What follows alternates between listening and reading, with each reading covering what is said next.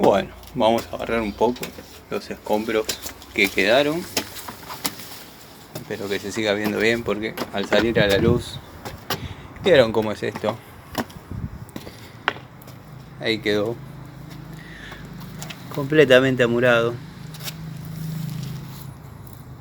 Ahora cuando tira le voy a dar un poquito de forma, pero ya está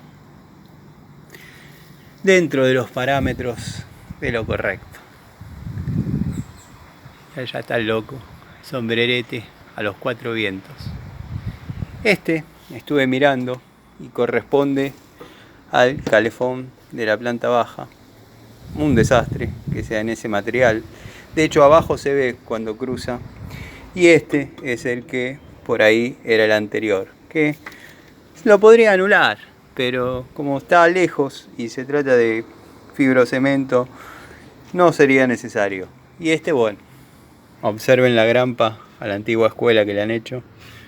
Hierro del 10 abrazándolo, retorcido, hierro en serio. Este es el de la campana. Bueno, gente.